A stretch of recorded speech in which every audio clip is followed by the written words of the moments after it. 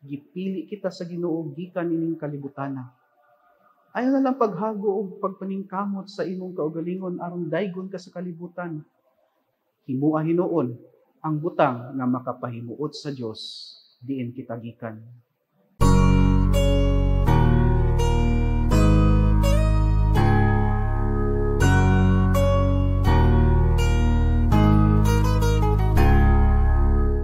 Mayong adlaw kaninyong tanan. Kininaw sab si Padre Sherwell nining inadlaw nga palandong, ang pamalandong sa pulong. Kung aduna ko'y title niini nga akong palandong karon, ang title ko niini Public Image versus God Image. Public image. Public image is something we work hard for. Public image, mao kini ang atong image nga ipakita sa publiko aron mahimuot sila. Unsay isulti sa mga tao, what is trending, what is fashionable, what people expect. Pwede pod nga tawgon nig media image. And sometimes mao ni ang atong gitrabahuan pag-ayo. Focus kaayo kita sa pagbuhat og something aron ma-please ang mga tao, aron dili ta i-reject, aron daghan kag likes o views. Dili ba sa bata kata, pasayawon ang mga bata, daghan nga nigpakpak mo'y makadaog. Kung daghag pakpak, mugara po dayon og sayaw ang bata. Kung usahay, ang pinakadaghag pakpak, dili man siya ang pinakamaayo. Siya ra ang pinakadaghag fans, pinakadaghag paryente.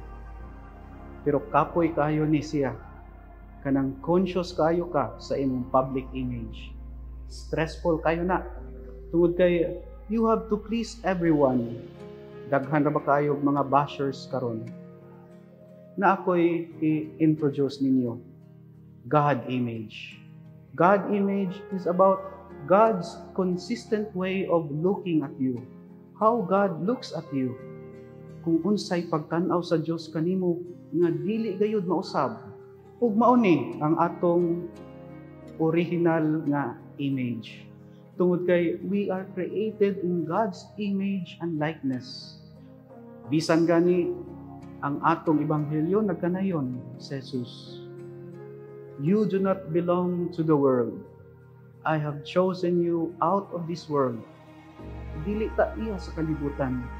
Gipili kita sa Ginoo gikan ining kalibutana.